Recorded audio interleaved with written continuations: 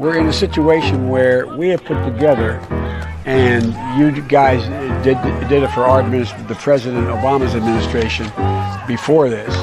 We have put together, I think, the most extensive and inclusive voter fraud organization in the history of American politics. I don't care if you think I'm Satan reincarnated. The latest on an alleged plan to assassinate Donald Trump. This man grabbed by police at a packed rally in Las Vegas, and ABC's Pierre Thomas has new details in Washington. Weighing up the mood of conservative America in a gun show in West Virginia. Among the rifle racks and ammunition, there's anger and dark talk of looming conflict. After Senator Rand Paul was allegedly assaulted at his home in Baltimore. We are witnessing a radicalization of libertarians all across the country. Dear viewers, we have just received word that Libertarian Death Squad are taking over. We've come to take our country back. He also worries its civil war could be on the way back. Coronavirus. There appears a rapidly spreading virus has reached Australia. That's on the right front. He's not the only one. Robert Brown sells vintage guns from the 19th century. Somebody's got to do something about Antifa. Her son, 19-year-old Horace Lorenzo Anderson, was shot and killed inside the then cop-free zone that persisted for weeks on Capitol Hill. Over of Afghanistan now inevitable? No, it is not. It's taken just 4 weeks for that statement to be proved so spectacularly and alarmingly wrong. Reality, thousands of miles away, is now on here. China is urging its citizens not to travel abroad as it struggles to contain the virus. We will be standing up Christmas Island as a quarantine. Go, Brandon, I agree. Hey, by the way, China are now banned from entering the country.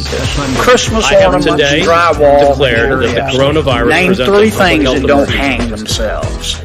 That's what the American people think.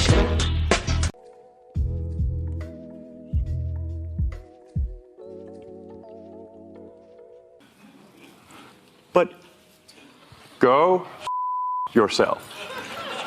Is that clear? I hope it is.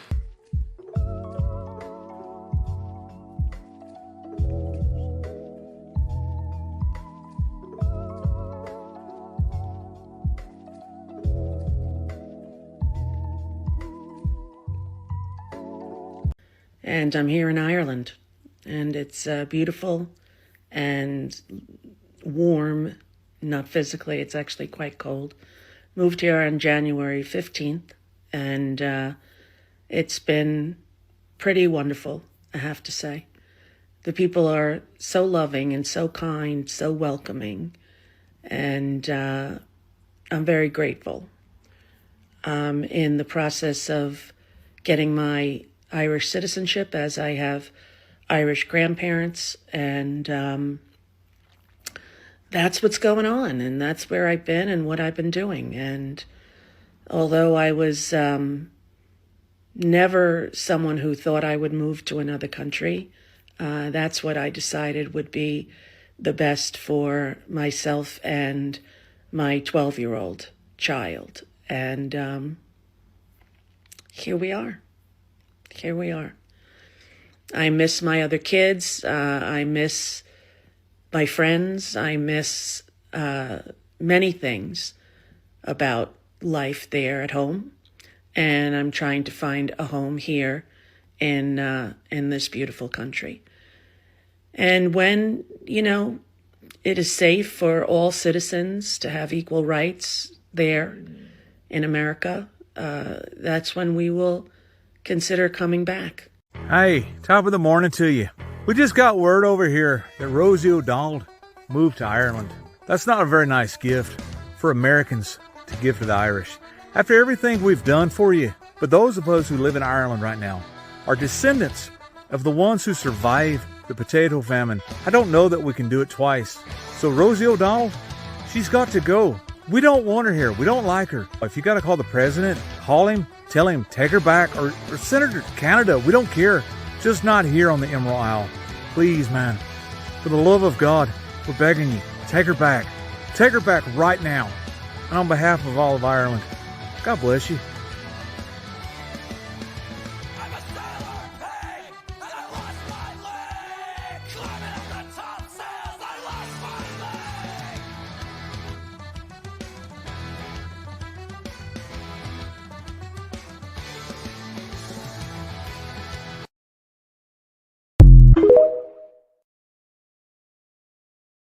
Who gives a thank you beep about Rosie O'Donnell and where she wants to go? I don't care what celebrities think about politicians or who they want to vote for. I think the last election proved it doesn't matter who you are. You are a celebrity. On politics. Who cares what I think in terms of my picking a politician or who I vote for? You make your own decision. If she wants to move to Phnom Penh, move to Phnom Penh. She wants to go to Ireland, great. It's a better passport. You get an EU passport, not the British one. It's better. But who gives a beep about Rosie O'Donnell? Ireland is known for very happy, fun-loving people. Great attitude, many in this room right now that I've met. Why in the world would you let Rosie O'Donnell move to Ireland? I think she's going to lower your happess level. That's true. Thank you. I like that question. Mr. Do you know Do you know who she is? Yeah. I'm joking. You better off not. You better off not knowing. President Trump, it's okay. Mr. Trump, one of the things people love about you is you speak your mind and you don't use a politician's filter. However, that is not without its downsides, in particular when it comes to women. You've called women you don't like fat pigs, dogs, slobs, and disgusting animals. Your Twitter account... Only Rosie O'Donnell. No, it wasn't.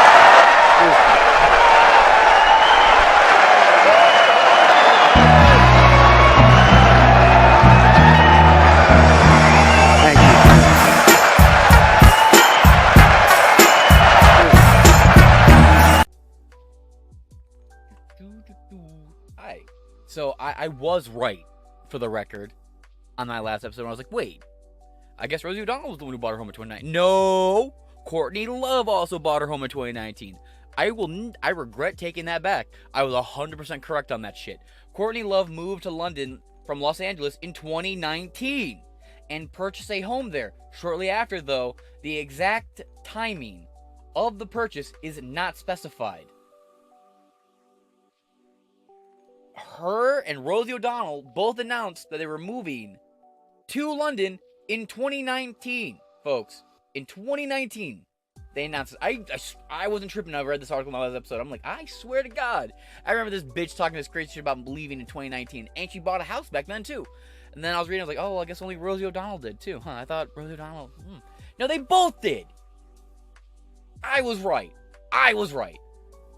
As the great Pillow Fist would say, fuck you, I was right. Fuck you, I was right. Fuck you, I was right. Leather wearing faggot in Arizona. Winning. Rosie O'Donnell moves to Ireland, vows not to return until America is safe again. But it's so safe, it's the safest under me. Quite frankly, it's safe because you're not here, you're gone, you're no longer hiding under little boys' beds and little girls' beds, snatching their feet and eating them in the middle of the night, you boogie monster looking bitch. You look like the Oogie Boogie Man, like you would take Santa hostage and try to kill a skeleton man. Allegedly, of course, I don't know, but allegedly you have a woman named Sally chained in your basement and her arms are made of stitches. Who knew? I mean, it's disgusting. You're the Oogie Boogie Man. Seriously, doesn't she look like it's the Oogie Boogie Man? I know some of you fucking goth bitches listening to the show watch Nightmare Before Christmas. Don't sit here and act like you don't know what the fuck I'm referencing. Fuck you. But yeah, look at this. Look at this. Mitch McConnell, who? Article, of course, by Ben New. What did you know, Ben? Rosie O'Donnell has finally followed through on her pledge to lead the United States. In a post on TikTok, Rosie O'Donnell said that she has taken her 12-year-old child with her to Ireland and would not be returning to America anytime soon. Again, this bitch bought her house back in 2019 in Ireland. She bought her shit back in 2019. And let's pretend this is accurate, right? Let's pretend this is actually why you're leaving.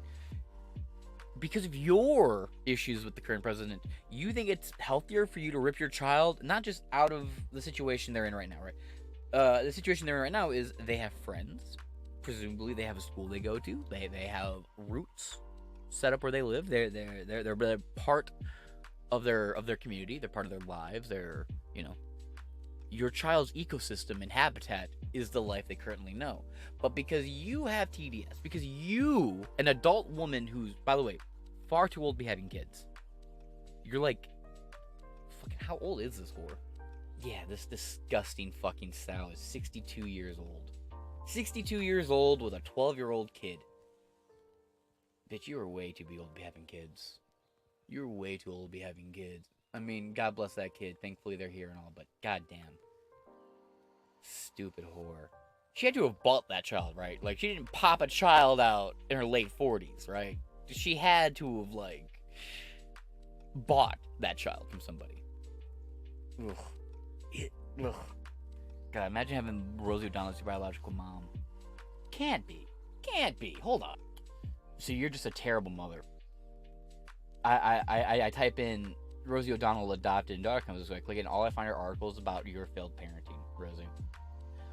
You are a failed person. You're a failed comedian. You are a failed talk show host. You're a failed Hollywood beauty. I don't know why you ever thought you were a Hollywood beauty, bitch. No. And you're a failed mother. You bought your children and you still failed them. That is amazing. And your daughter's getting a name change and everything? Rosie O'Donnell's adopted daughter seeks name change after drug conviction in Wisconsin. Rosie O'Donnell's daughter blames mom for letting her rot. Daughter Chelsea is currently locked up, but blames her mother for letting her rot. She was incarcerated in October 2024 for drug possession and is currently still there. So why does Chelsea think her mother is at fault, not her own? Well, I mean, at a certain point, we all are responsible for our own actions, but you can always just look right back at this ugly whore and know that she's a terrible mother who couldn't even raise children properly. Wow. Rosie O'Donnell's adopted daughter bailed out of jail by birth mom after slamming Star for not bailing her out. Dude, Rosie O'Donnell is such a fucking joke of a person. A joke. You bought a child, failed that child so hard that it's like if you bought a microwave, mistreated the microwave so hard that General Electric came in and took the microwave away from you. The builder of the thing you mistreated had to come back and take it away from you after purchase. Wow. Round of applause for the biggest fucking pig-faced slut, Rosie O'Donnell, everybody, ladies and gentlemen, Rosie O'Donnell. Woo! Yeah, let's get an echo on that bitch. Fuck it. Get the empty auditorium effect. Woo! Mother of the Year, Rosie O'Donnell. Woo! Honestly, I shouldn't use the empty room clapper effect. It sounds like too much of her stand-up comedy at that point. But yeah, wow, that was fun to find out. Rosie O'Donnell is a terrible fucking mother who can't even raise the children she purchased. Get fucked, loser. Get fucked, loser. Your children hate you. By the way, she has 5 kids, and they all hate her. They all hate her. I just went down like a 30-minute rabbit hole when the recording was paused. They all hate her. Every one of her children fucking hate her. Rosie O'Donnell is a terrible failure of a person. She failed her children she purchased, by the way. They're not biologically hers. She purchased these children. Watch, the adopted daughter is a Trump supporter. Wait a minute. Nothing came up. But I was seriously like 90% of me was expecting to see some article about this particular daughter being a Trump supporter. And that's why Rosie was just letting her fall apart. But yeah, man, this bitch apparently mistreats all of her fucking kids.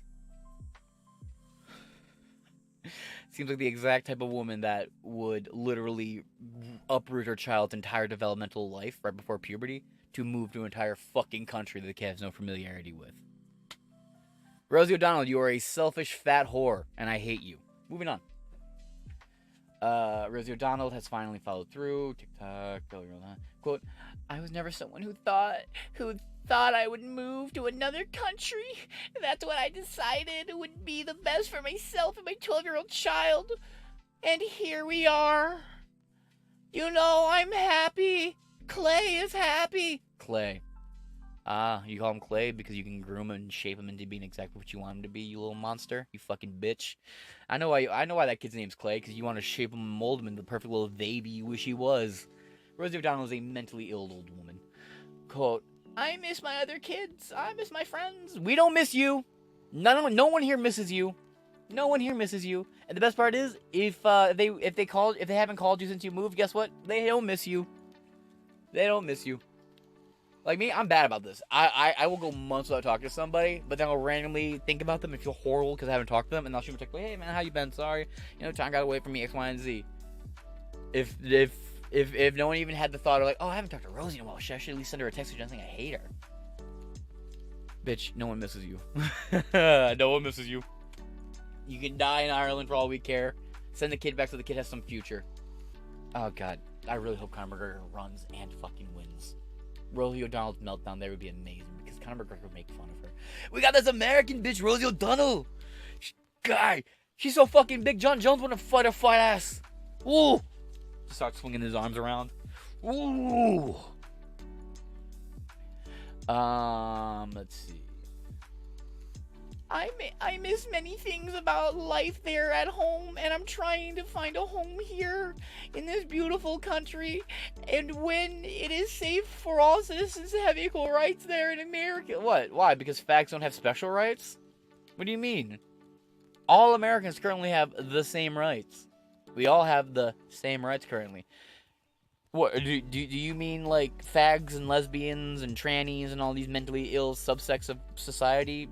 They're no longer getting the DEI special affirmative action treatment. So is that what you're talking about? Is that it?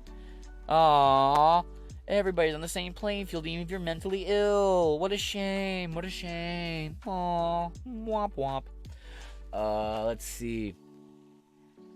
And you go to Ireland where there's like Muslim raping gangs and like foreign invaders and like a socialist little hobbit fag that runs your fucking country. Like, come on now. You got a little, like, Google the president of Ireland. It's a little elf guy. It's a tiny little midget dude, a little tiny socialist, self-proclaimed socialist. Okay, Rosie, stay there. I just feel bad for your fucking kid.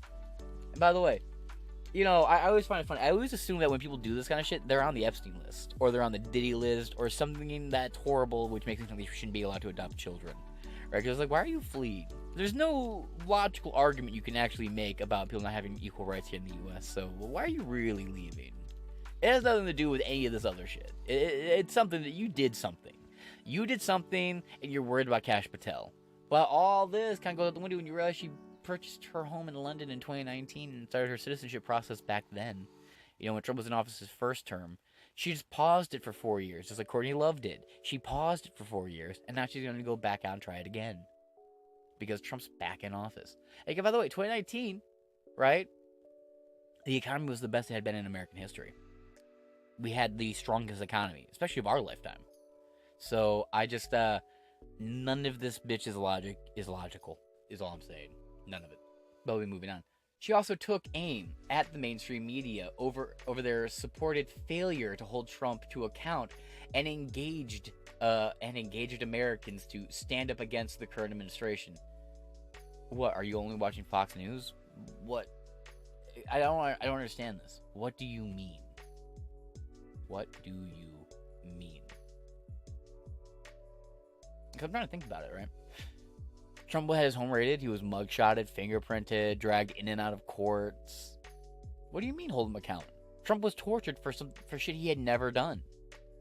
Trump was literally mistreated by the justice system because of dumb bitches like you. What do you mean failed to hold account? You upended his entire life for 4 fucking years. And then when you ran for president, for the last 2 years he was running for president, you tripled down on ruining his fucking life. This is that type of, like, echo chamber, locked in my own bubble logic, or it's the excuse, like, how Courtney Love likely murdered her husband and decided to do a bunch of other dubious shit. That's most likely why she's actually leaving the country. Same thing with you, Rosie. What did you do? Where are you running from? You're not running because of, you're running from something. So where are you running from? Is it Trump? I don't think so. And then Epstein, is it interesting 2019? What happened in 2019? Epstein goes to prison and gets his neck snapped. And then the talks with the Epstein list start going public. And then she's like, oh, I'm buying a house in London, 2019. And then, you know, Joe Biden gets into prison. All the Epstein document talk goes away quickly. And then she's comfortable to stay. And then now that Epstein talks back on there and the Diddy talks are out there and everything right now, oh, now you're finally following through and leaving, huh? I just find the timing so fascinating. So fascinating. But then again, look, to be fair, I am biased. Anyone from Hollywood who acts like this, I'm going to assume they're pedophiles or human traffickers or some other monstrous shit that has them on the Epstein list. And until proven otherwise, they're guilty as far as I'm concerned. I know this is America and that's not how it operates, but can you explain any of this in a way that doesn't just make her look like a fucking psychopath? I mean, either way, she doesn't look like a psychopath, but, like, come on now. The mainstream media has been letting us all down in America, where the fourth estate is required to maintain a democracy. We're a republic! I hate this shit. I know it's tired and everybody gets tired of hearing, oh, but but we are actually a republic. And the sooner you quit pretending we're a democracy, the better it will be for everybody. I hate that shit. People understand the basic understanding of what this is. It's a republic, not a democracy. We have never been in a democracy. Democracies fucking fail. Democracy is a bad idea. We live in a republic with democratic principles. There's a difference. We have democratic functions in our republic. But we are a republic made up of states. America are, not America is. There's a difference. Let's see. They haven't been doing their jobs. I encourage everyone to stand up, to use their voice to protest and demand that we follow the Constitution of our country. Yeah, we did. Trump won the majority. Everything by the Constitution was followed, and that's why Trump's currently president. That's not your problem. You're only saying this to try and get retards to think this is actually what's going on. I don't believe this is why you're leaving. But it's okay. You'll be over there. You can't sue me, bitch. Pedophile, allegedly. Bitch. To demand that we follow the Constitution in our country and not a king and not a man. But if that man was Joe Biden, you wouldn't be saying any of this. Interesting. And we don't have cruelty as part of our governing style.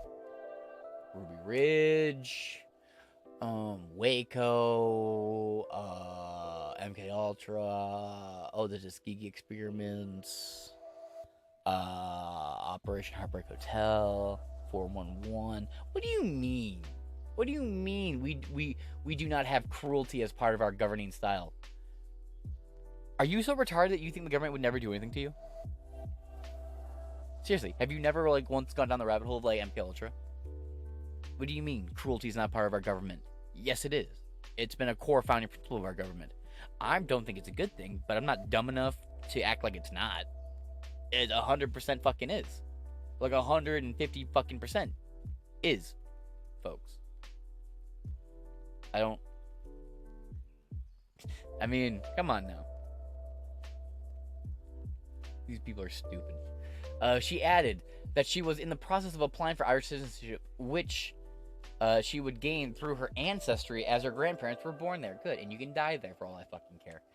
Rosie O'Donnell confirms that she has fled the United States for Ireland following the election of Donald Trump. 62-year-old says, that she left and dragged her 12-year-old daughter with her, another child she purchased, with her because not all Americans have equal rights now. Yeah, fags don't have extra rights. Oh well. I was never someone who thought we already read that. That's from Colin Rugg's Twitter handle. I have mixed feelings about the Colin Rugg account. I like Colin Rugg, but just like those Matt Wallace accounts and all that, it's just a lot of shit gets posted that can't be verified. And I don't post it like that unless I say I believe or I think. I try to make it clear when it's something I'm alleging versus something that's you'll get Colin Rugg and Matt Wallace will post some shit where it'll be like, violent fight breaks out at White House. There'll never be any videos about it. There'll never be any news stories that talk about it. Nothing. That's where we got that so-called report of Joe Biden and Kamala Harris staffers getting into a physical altercation, which I believe. You look at the pieces there, it all seems to make sense. But if you're a talented writer, you could do that. You could make shit sound right if you're a talented enough writer. Trump and Rosie O'Donnell are notorious for having one of the most famous, you mistyped famous celebrity feuds dating back to before the beginning of Trump's political career. Yeah, back to when that bitch couldn't make it on The Apprentice. The actress and comedian, calling her an actress and a comedian, both of those should be tax write-offs because of how charitable they are, is one of a number of Hollywood celebrities to leave the country in the wake of the second Trump presidency. Perhaps the most notable, Ellen DeGeneres and her Skankosaurus gold-digging wife, Portia, they left the country, right? They left the country before Trump was elected. They left the country after Diddy was sentenced. I'm not letting you act like Ellen. I as much as I would love to claim Ellen left because of Trump, it's a fun thing to claim, but the timeline doesn't quite add up. So, again, same thing with Courtney Love and this bitch. They bought their properties in 2019. They've been applying for citizenship since 2019. They paused it when Biden stole the election, and then now that Trump's back in there, now they're doubling down on it again. It is what it is. I mean, I would love to claim that these two retards right here, these two fucking hairy munchbox carpet enjoyers, all right, these Facebook eaters, they're not. We didn't get them to leave. Whatever they did with the Diddy parties made them leave. And and before you think, oh well, it's never proven they'll be extradited, the Satan Keeper's soul, the Queen of England, she protected Prince Andrew, her favorite son, who was a child predator, friends with Jeffrey Epstein. She protected him. She ran cover for a child predator. The Queen of England did. Fuck that bitch. May she forever be spit roasted by Satan and Hitler. Fuck her. No, seriously. May she forever be spit roasted by Hitler and Satan. The Queen of England protected pedophiles. The same reason you're not going to catch me saying anything nice about the Pope after he dies. First off, I'm Lutheran. Fuck your idolatry and your golden cow and the stupid hat. That's what the Pope is. Second off, no. The UK, especially the British government, love protecting peds. Love protecting the exact type of person who would be on the Epstein and the Diddy list, which is exactly what Ellen and her wife are. Diddy clients. Epstein clients. Allegedly. But, come on now. Fuck. No, there's a reason why they're all going to the UK. It's because the UK actively protected human traffickers and child molesters. Like Prince Andrew. And his friends. That's why these people all fled to the UK. Or some equal haven like Ireland for these fucking monsters. No. I'm not playing these word games with these fucking losers. These people are monsters. And this selfish Mitch McConnell looking whore right here ruined multiple of her children's lives. Children she purchased. Ruined their lives. And then because she wants to virtue signal, just rips her 12-year-old child away from friends, schools, the lifestyle they know so well, and up and bounced.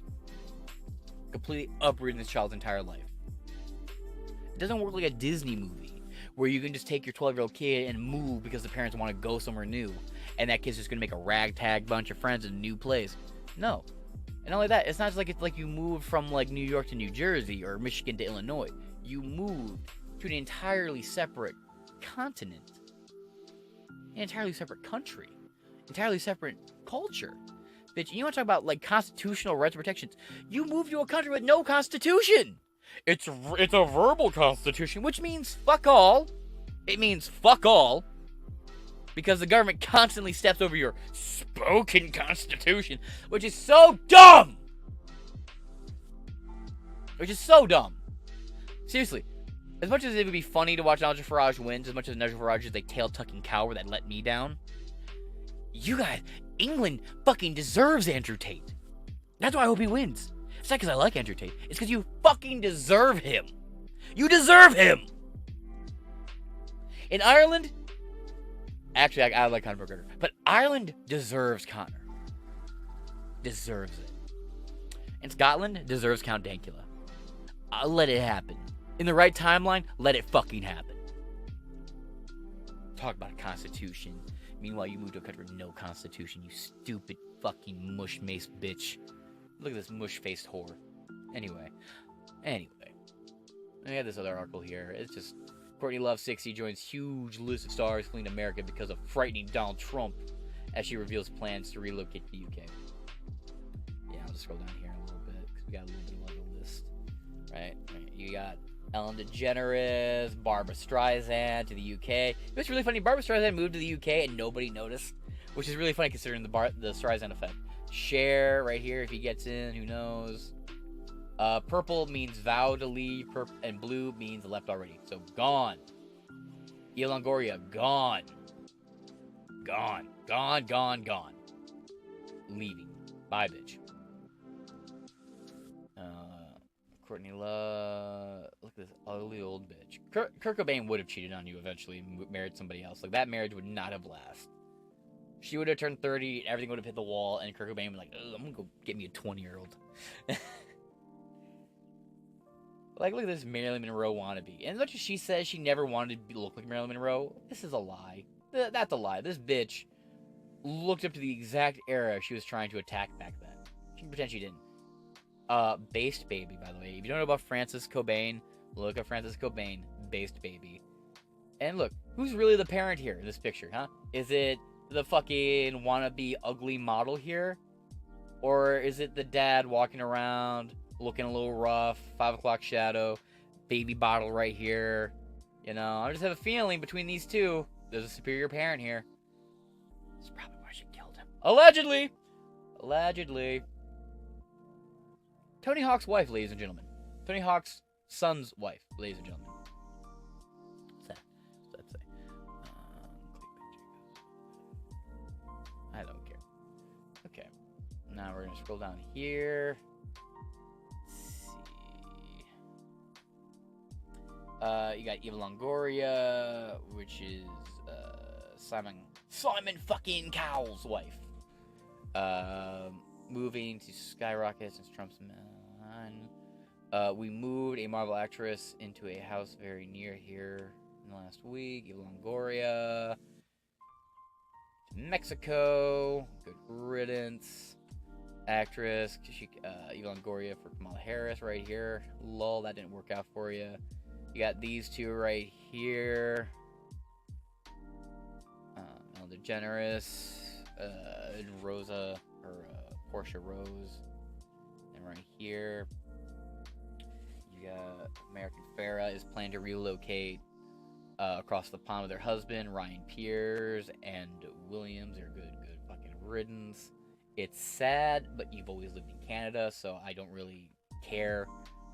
Eva Mendes moved to her native Britain with her Canadian husband, Ryan Gosling. Again, Ryan Gosling's lived in Canada, he's lived in America, he's lived in the UK multiple times. He's moved around before. That's nothing new with him. So, I don't really care.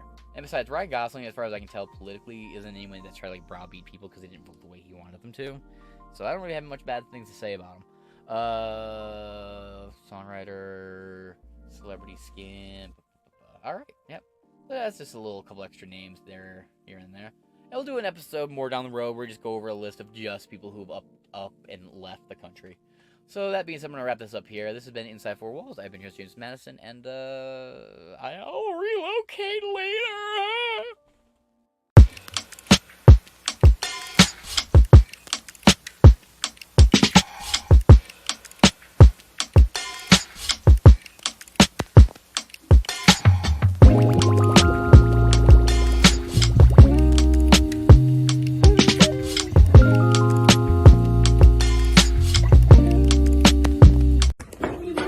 Mace? Nah, Mace is crazy. Nah, Mace is crazy. Nah, she just faced me.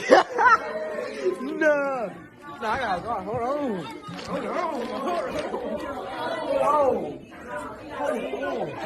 Nah.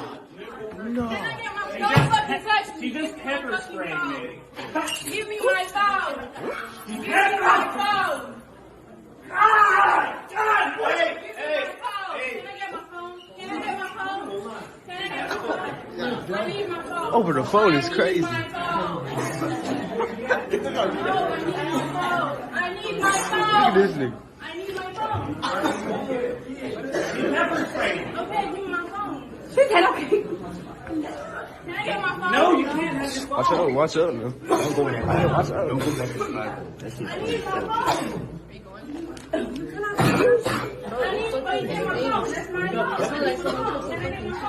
The student who pepper sprayed a teacher at an Antioch high school, you see here in this video, is being charged. Metro Police say a juvenile court plans to issue a misdemeanor assault petition against the student. The teacher told WSMV4 he wanted to press charges. This all started after the teacher asked students to put their phones away in class. One refused. So he took her phone.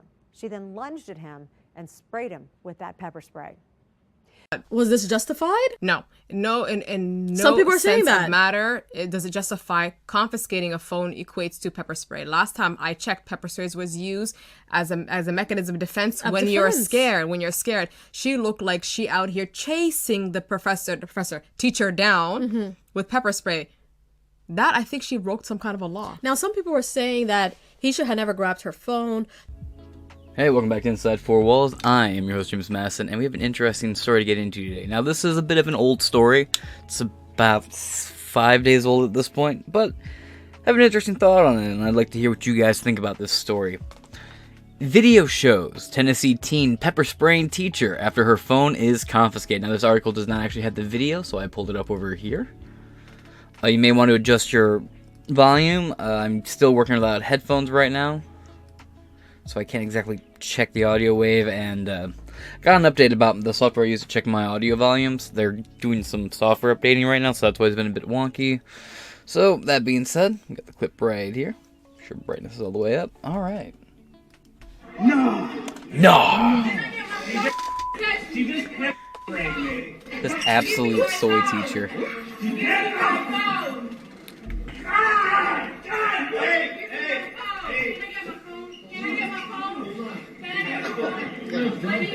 Over the phone is crazy. I think it's justified.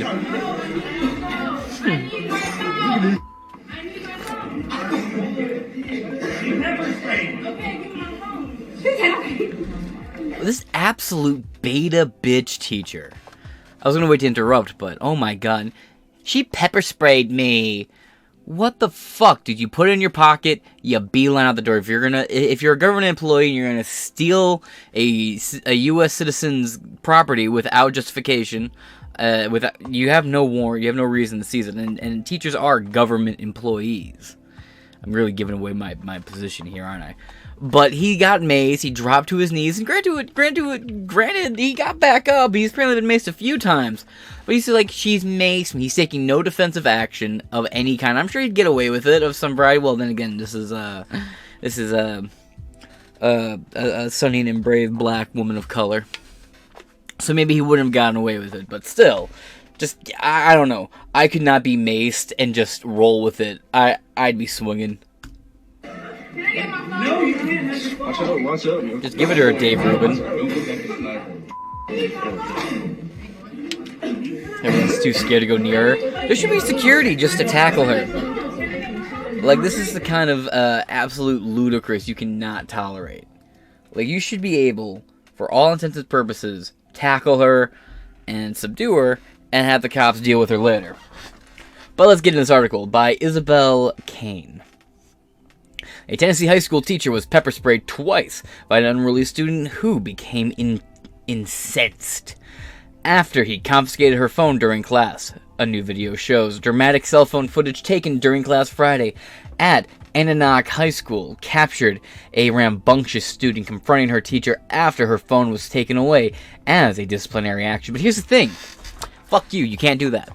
I don't care what laws you can point to that maybe, I've looked into this, some places it's okay, some places they don't allow it, so it all depends on where you're at. But teachers, all school employees of public schools are government employees. Government employees should not, under any grounds, have the justification or the ability to seize your shit. I see it as a violation of the Fourth Amendment right. I don't like public schools to begin with. This woman's not benefiting from these fucking public schools. This little fucking bitch, really, this brat. This fatherless child. Come on. Do you really think you think she got a daddy in her life? Now that is single mother behavior right there. Anyway, I don't care if her mom pays the phone or if she pays the phone. What you got to do if you're a teacher, call home. If nothing is done at home, well, do a suspension, then expel. That's all you can do. I don't think a government employee on any level, be it federal, investigation, cop, teacher, anyone, if you're a government employee, no one, period, has business confiscating any private property. It is a Fourth Amendment violation of unlawful search and seizures. Change my fucking mind. I had teachers try to steal my phone when I was in high school. It happened all the fucking time. I just refused to give it to them. They'd send me home, and here's the thing, like, towards senior year, a little insight about me. I moved out of my parents' house when I was 17, like early 17. And, I'm in 11th grade when I move out. So, but towards the end of 11th grade, I just drop out. Right? Well, no, towards the beginning of senior year, I just drop out. I already had a job, had 2 jobs, and I was thinking, I got 2 jobs. With the time I'm wasting at school, I can just pick up more shifts at work. And I did. And, here I am paying for my own phone and whatnot. I had teachers tell me all the time, oh, well, you need to give me your phone. You don't take your phone. I refuse. They would kick me out of class, so on and so forth. But I had never had a teacher snatch a phone out of my fucking hands. There would be fucking issues there. There would be a lot of goddamn words exchanged. Completely off topic. I actually had a truancy officer and 2 cops show up at my front door.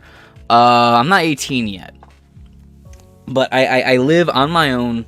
It's me. I'm renting a house. It's me and 3 other roommates. My name's the one on the lease, right? I got my own job. I got 2 incomes coming. Plus I do like plasma donations.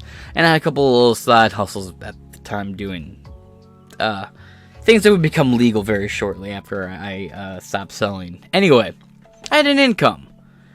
So I quit going to high school entirely, other than like maybe once in a while for like lunch. I would just bike up there, drive up there, whatever the fuck, and just go hang out with my friends for the half hour, 45 minutes, and then go back home. Eventually, a truancy officer and 2 cops showed up at my front fucking door. Because, I moved everything over. My mom was like, I don't care, you don't live here anymore, I don't care. My mom signed up everything just to move it over. My phone number, everything. They're like, we'll call your parents. I'm like, go ahead. I had to answer. Drive the teachers fucking insane. So, I have this truancy officer, 2 cops. Mr. and Mrs. Singleton, we need to talk to you, blah, blah, blah, blah, blah, blah, blah. Blah, blah, blah, blah. Throwing a big old hissy fit. And I'm just kind of chuckling to myself, open the door, I'm like, hi, can I help you guys? And they're demanding to talk to my parents, because again, truancy. And for those of you who don't know, I have audiences outside of America. I don't know if truancy is a thing there, I assume it is, but it's just, so in many states, which I find absolutely fucking abhorrent, it is actually illegal for your kid not to go to public school. I don't know how they enforce it all the time, but anyway, if your kid goes to public school and they just quit going, they will send police to your front fucking door. And if you don't follow up with the school and tell the school you're pulling your kid out, you can be arrested for fucking truancy. It is horseshit. Here, right here. Truancy. The action of staying away from school without good reason. Absteminism. They had a history of truancy and expulsion from school. Down here it says, how does truancy work in Michigan? A child or adult that does not regularly attend school as required by law can be found guilty of a crime of truancy, which can be punishable by fines, probation, and even incarceration.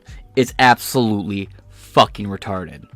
Anyway, these 2 fags and a truancy asshole show up at my fucking door. And, oh, what the hell happened? Oh, okay. They show up at my front fucking door, demanding to talk to my folks. I proceed to give them my mom's address, and I say, if you want to go talk to her, you can go to her house, and you can get your happy little ass off my fucking porch. Now, the cops were like, why are you here by yourself? I'm like, because I live here. I am completely, I am completely independent. I have been emancipated by law because I pay my own bills. I prove that I have enough income to support myself. I'm good. And the cops were like, well, we need to see some proof. So, complied to some extent. I give them my, my renter's receipt, I let them see a copy of my lease and whatnot so they can, see, like, oh, okay, so he actually does have these. Okay, whatever. So the cops are actually completely satisfied They were like, oh, well, you know what, whatever. Clearly, we can't fucking do nothing here other than waste his time. So I was like, cool. So if you guys can get the fuck off my porch, I'd appreciate it. Like, we don't need to give us attitude. I'm like, yeah, well, you can get the fuck off my fucking porch. All the fucking same. Oink, oink, goodbye. And the truancy officer, this fucking doofy looking fuck with a fro, looking like fucking heroin addicted Black Dynamite, refused to fucking leave. To the point where he yelled, Madison's mom? James Madison's dad? Can you come to the front door, please? I'm like, dude, you're gonna need to fucking get off my porch. He tried to, like, use, like, he didn't, like, physically push me with his hands, but he, like, tried to, like, use, like, his, like, abdomen area to, like, push up against me to, like, try and get my doorway. So I shoved his ass on my fucking porch, nearly fell down my fucking steps, and then he gets mad at me, so I slam my front fucking door shut, lock it, and I call the cops. Cops show up not even 10 minutes later. It's the same cops he showed up with, and they escort him off my fucking porch. He throws a big-ass bitch fit. Then I get a follow-up call from my mom like 2 hours later saying that the school was calling her, asking her if I actually lived on my own. And she had to confirm to them that, yes, I did. Then I do my thing like a week later where I decide, I'm going to go see my my girlfriend at the time, not my ex, and a bunch of my friends up at lunch. I get there. There is a school security guard, the principal, and the truancy officer walk into the lunchroom and tell me that I am banned. I have to find it. I have a form somewhere. I have a little legal slip that tells me I am banned from the premises of the school. This school is now a fucking church. And just to spite them, I am not a Baptist. I'm Lutheran. But just to spite that, I have gone into that fucking service a couple times just for the fucking fun of it. So, that's a little fun background story into me. Feel free to call bullshit. Feel free to believe it. I really am not that fucking concerned. If I can ever find that fucking paperwork, it's basically a restraining order on a building. It was a trespassing order. If I can ever find that piece of paper, I will upload it. I swear to God. I think it's in storage somewhere. I clearly don't respect public school. I don't respect the fledgling fucking results it yields. No matter how much money we throw at the public school system, it consistently fucking fails. So of course this girl doesn't respect it.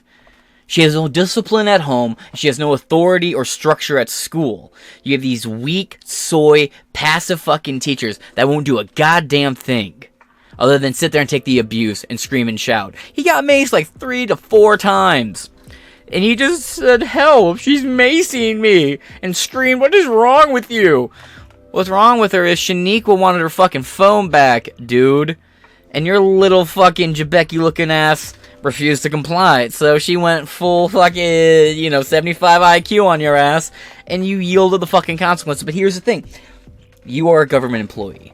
I don't give a fuck what the laws on the books say. If you can find them, some state, like truancy. Some states have laws about it. Some states say you can. Some states say you can't. Whatever. You are a school. I feel like it is exclusively within your ability to tell the parents what's going on, do the 3-strike thing, and then end with an expulsion if the behavior does not fucking change. That's all you can fucking do. You're not a private school. You don't have any contract signed with the fucking parents of any variety.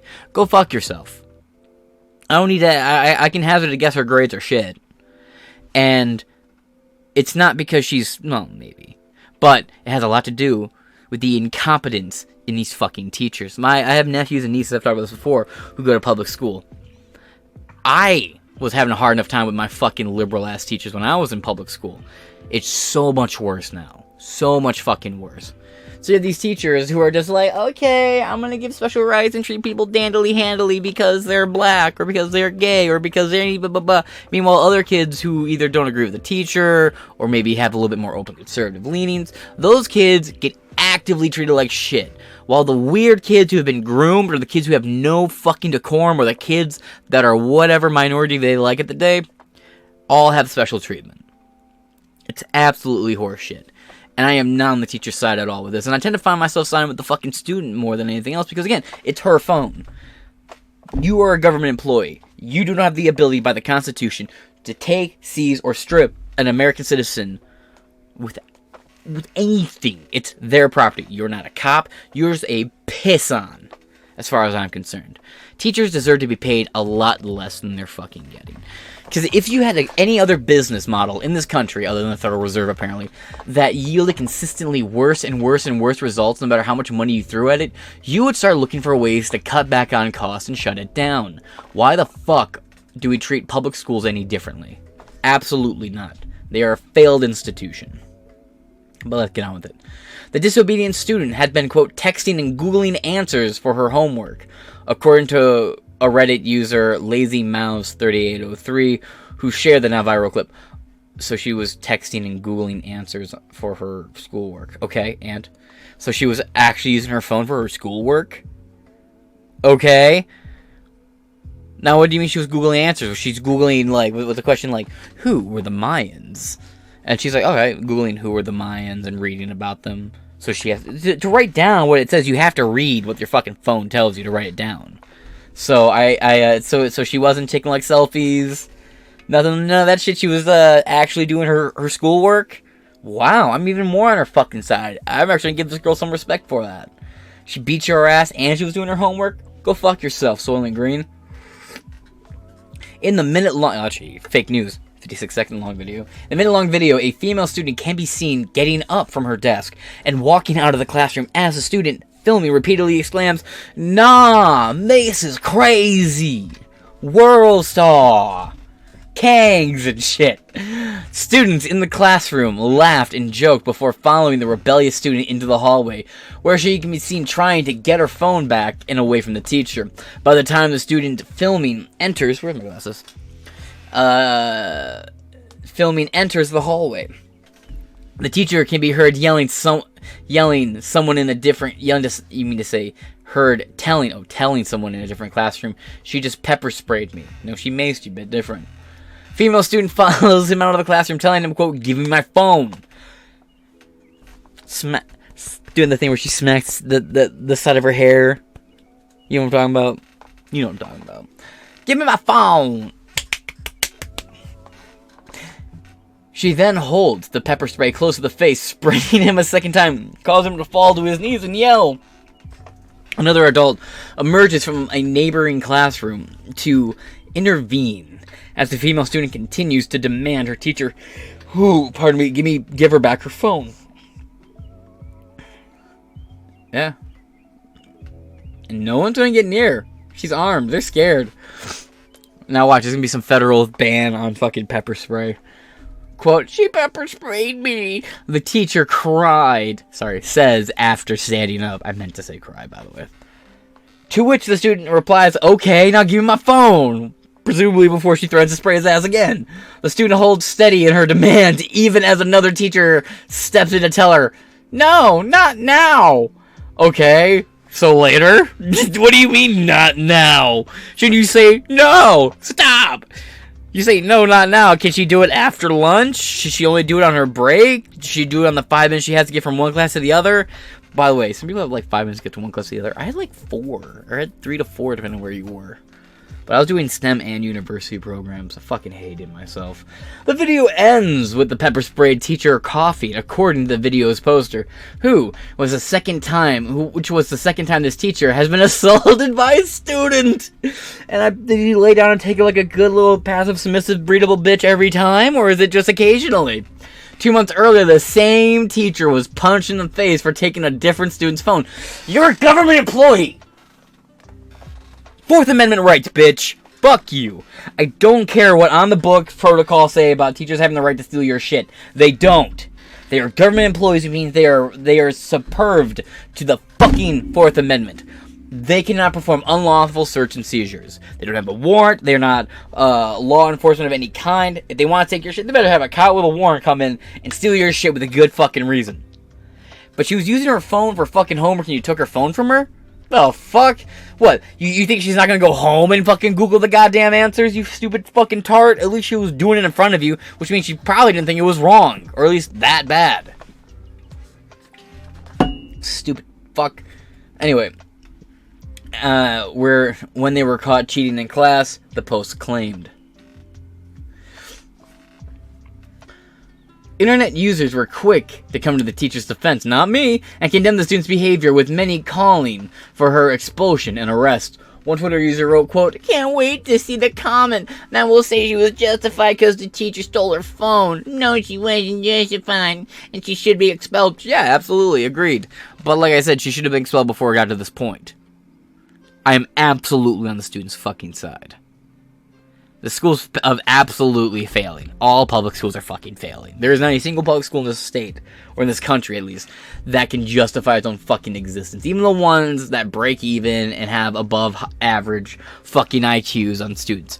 Those kids are just taught to memorize what they're told and write it down on the fucking paper. And they're being taught Common Core. They're being taught all this fucking bullshit diversity nonsense. And they're being asked to write down what they learned.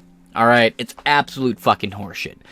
Barack Obama and George Bush were the worst fucking things that happened to the education system in this goddamn country. And you wanna know why? Because they implemented 2 parts of the Rockefeller Education Initiative. Rockefeller himself said, I want a nation of workers, not thinkers. And George Bush implemented No Child Left Behind, which was the first step to that, which moved brain-dead retards from one grade to the next without forcing them to raise or work any harder than anything else, while giving schools financial incentives to ensure this process happens where more and more students got moved forward. I was dyslexic as hell in school. Still kind of struggle with it if you can't tell. And I have to, I work on myself with it. All my teachers did in school was give me a blue ruler, which, if you have dyslexia, and you know what I'm talking about, the blue ruler thing, right? Just blood boiling.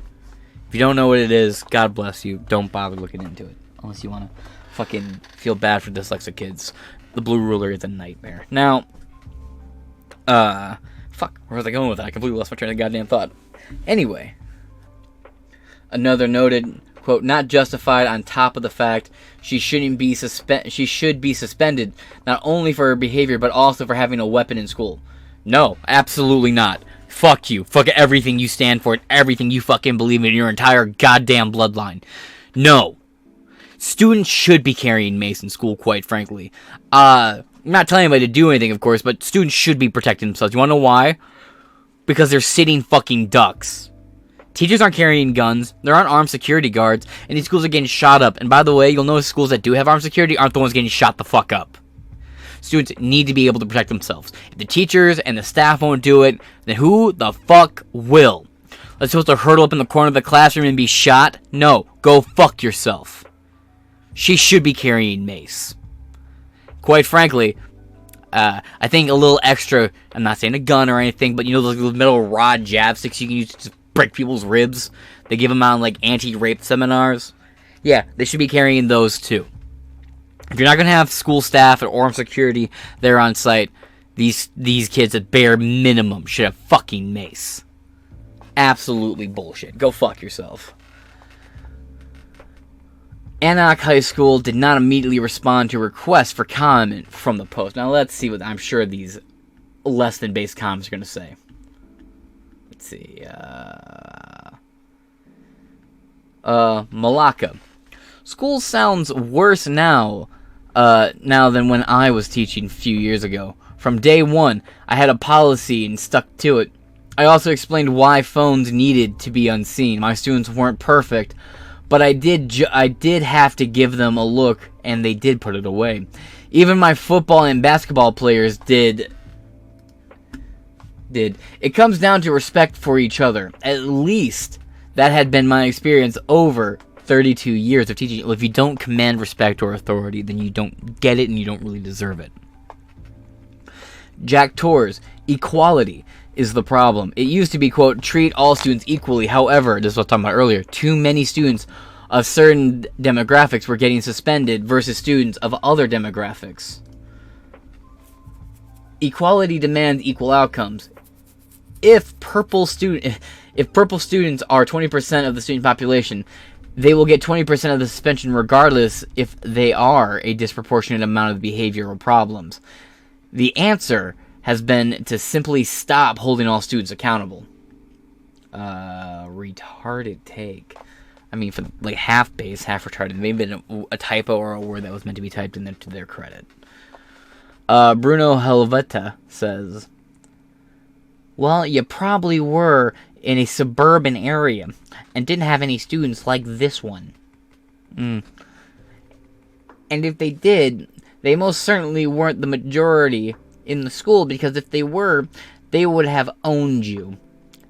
And the administration would have looked the other way. Absolutely. But that being said, man, again, this is a government employee. I'm not sympathetic toward teacher. I also just don't like teachers in general. I ultimately don't have that big of a problem with it. This girl was using her phone for her work, apparently. Well, she was Google answer for homework. She's going to Google answer for homework anyway. Do it at school or at home. The fact that you're sitting at school, it tells me that one of two things. Either this teacher just can't command respect, which clearly, and also it wasn't such a big enough thing that she thought was so bad that she wouldn't do it in front of a teacher. And a lot of these teachers don't provide any sort of aid, guidance, or commanding kind of respect. So this girl, at least she was doing her fucking homework, right? It's the best thing I can say about this. And then the teacher's a government employee. Don't sit around snatching people's shit. I'm sure I'm gonna get a lot of smoke in the comments for this episode, and I completely understand. But I want to hear the arguments in the comments below. And all sources and everything used in this episode will be in the description below. We have some serious episodes coming out today too, but I want to start us off with something a little light, a little, something that's easily digestible before we get into the real dark stuff like the Durham probe and much, much more. That being said, I've been your host, James Madison of Inside Four Walls. There will be a couple meme compilations coming out. Now, if you're watching me on BitChute, all the meme compilations should be up on that today? And if you're watching me on any other platform, such as, the memes only go up on BitChute and Rumble. But if you're watching me on Rumble, the meme compilations will be up Friday, Saturday, Sunday, and Monday. So, until the next upload, I shall catch you guys later. Deuces!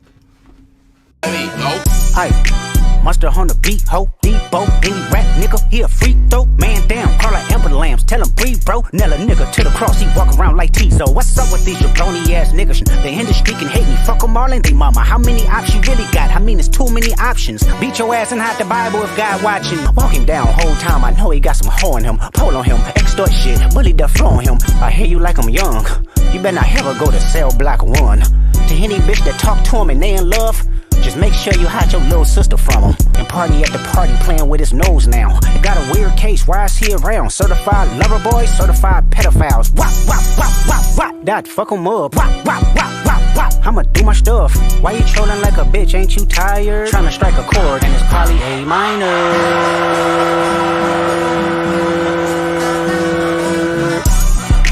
They not like us. They not like us. They not like us. Go.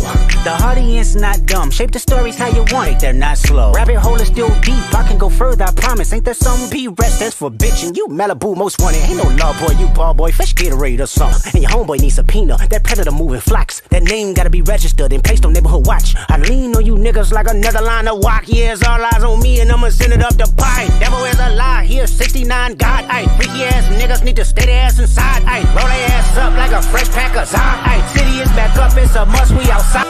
The family matter and the truth of the matter. Here was God's plan to show y'all the liar. He a fan, he a fan, he a fan. He a fan, he a fan, he a freaky ass nigga. He a 69 God.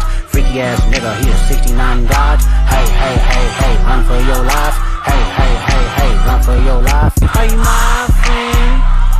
Are we locked in? Then step this way. Step that way, then step this way, step that way.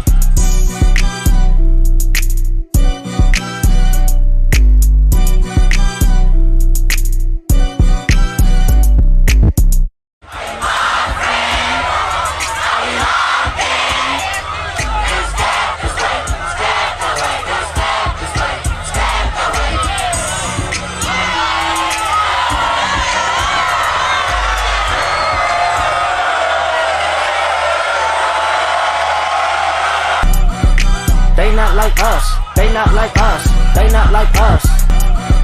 They not like us, they not like us, they not like us. They not like us, they not like us, they not like us.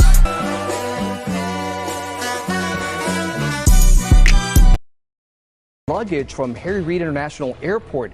The 8 News Now investigators learning a felony warrant has been issued for Sam Brinton, a deputy assistant secretary in the Biden administration. Now he's accused of a similar crime in the Minneapolis-St. Paul airport. This is a developing story.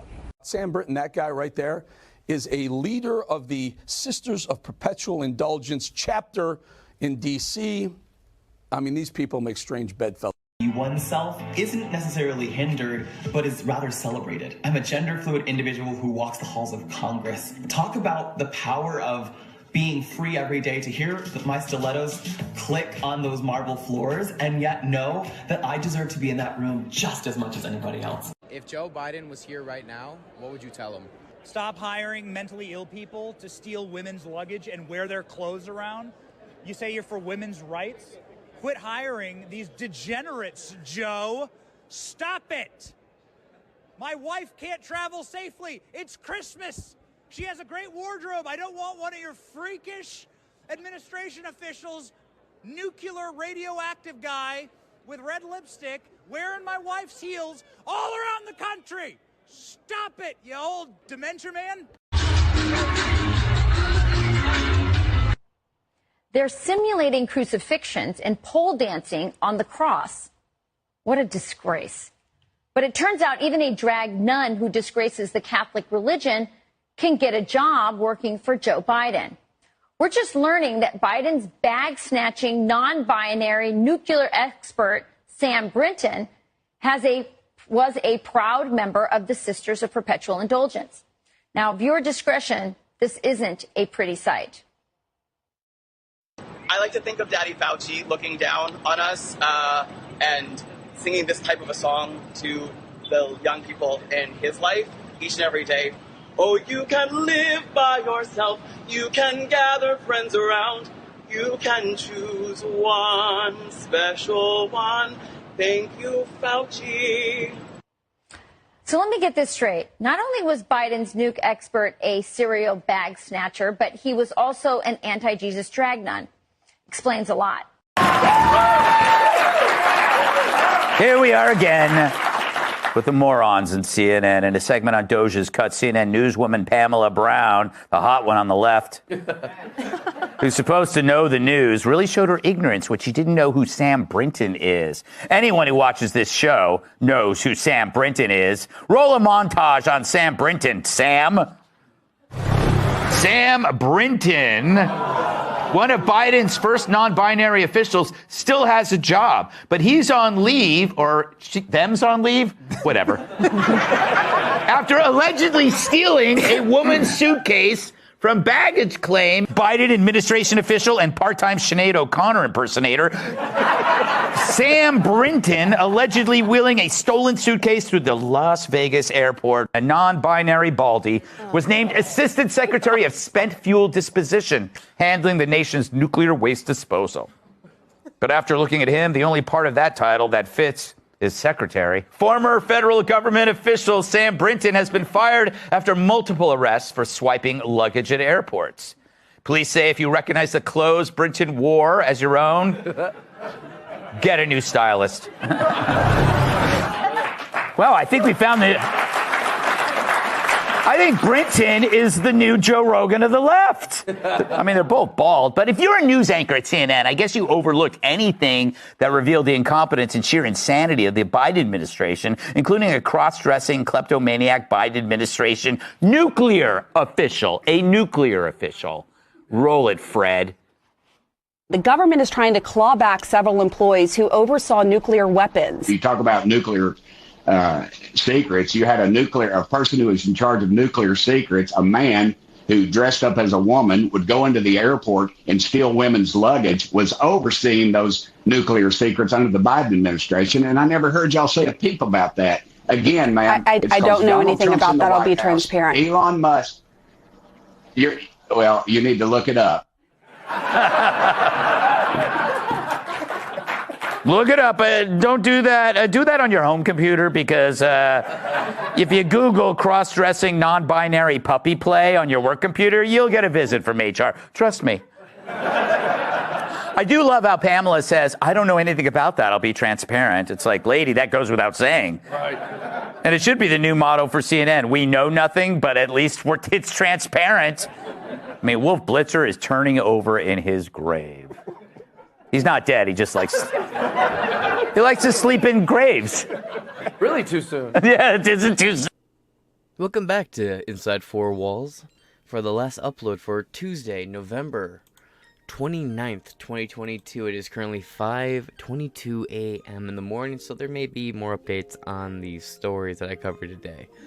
But, who knew Brian Stelter got liposuction and worked for Joe Biden? I mean, the work for Joe Biden thing was kind of a given, but the lipo thing really goes a long way. But I'm kidding. You know, all this talk about Donald Trump stealing documents and whatnot from the White House. Well, this creep stole some luggage. A man dressed as a woman stole a woman's luggage. Let's go into it. Team Biden nuclear energy official charged with stealing woman's luggage. Sam Brinton, a senior energy department DOA official, was charged with stealing a traveler's luggage in Minneapolis airport. It's always in Minneapolis. At a Minneapolis airport in September, shortly before quietly taking a leave of absence. Now, not many great articles coming out. This seems to be, I don't know anything about this one. I know about Fox News, so yeah, I'm gonna go with the Fox News one. Yeah, I just did a little skim through both of these articles. They're pretty much the same thing. So let's just get into it. Non-binary Biden nuclear official charged with stealing woman's luggage at airport. So from stolen nuclear documents to nuclear person stolen luggage. Britain faces up to 5 years in prison and $10,000 fine for allegedly taking another person's luggage. Jeez, and I can only imagine it's for wholesome reasons. Let's see what this video right here is.